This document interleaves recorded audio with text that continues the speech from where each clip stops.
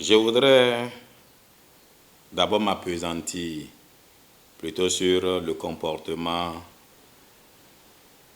indélicat, malheureux et regrettable de certains parmi nous. En effet, rien ne peut justifier les scènes qu'on a pu voir, observer. Alors, tirer délibérément sur des militaires, sur des policiers, au point où on en compte plus de 21 couchés à l'hôpital Kanguezo à Cotonou, ceci est intolérable, regrettable.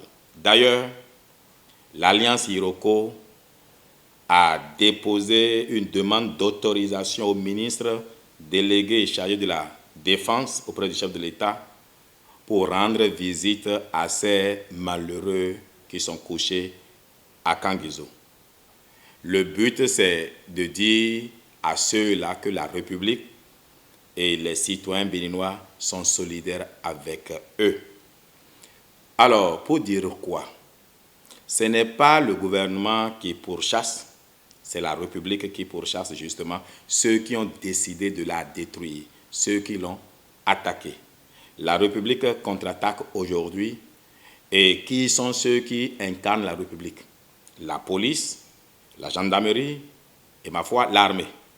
Et c'est à ceux-là, justement, qui s'en sont pris.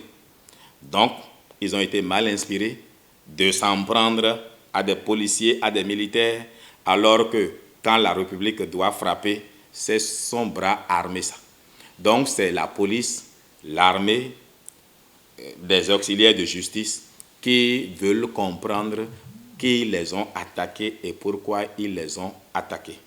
Ce que je demande pour ma part, c'est que la justice fasse vraiment bien son travail, la police fasse vraiment bien son travail pour que les innocents soient innocentés, ceux qui sont coupables soient condamnés. Mais quand ils ont fini d'être condamnés, je voudrais implorer le chef de l'État, le président Patrice Talon, Soro, parce que le jour où il nous a reçus, le 6 avril 2021 à la présidence, les sages qui m'ont accompagné lui ont attribué un autre prénom, Soro, qu'il a accepté, donc pour que lui soit l'homme de paix, l'homme en fait qu'on gifle et qui tend aussi la seconde jour. Que le président use de son droit discrétionnaire de pardon, de grâce, pour gracier ceux qui ont été condamnés. Mais ceux qui auraient été condamnés, je souhaite qu'ils tiennent le langage qui permet de pardonner, de gracier quelqu'un.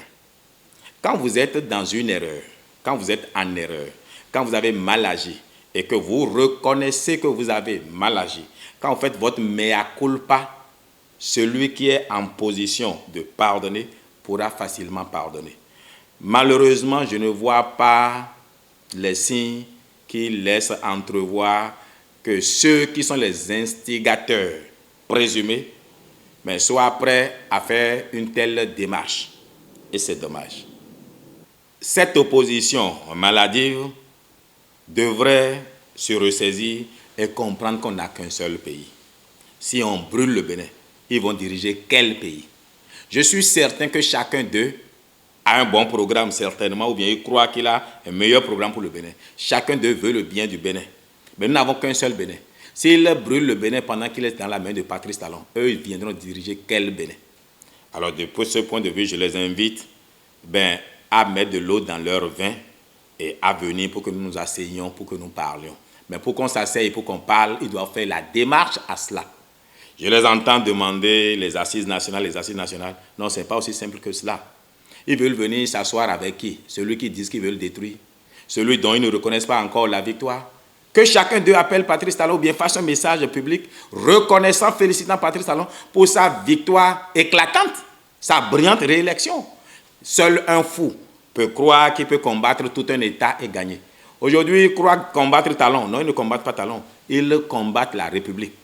La République a une armée, une police, une gendarmerie, une douane et tout le peuple derrière.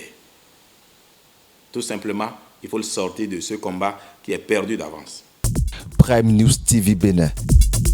Aimez, abonnez, activez la cloche de notification pour ne rien rater sur votre chaîne préférée.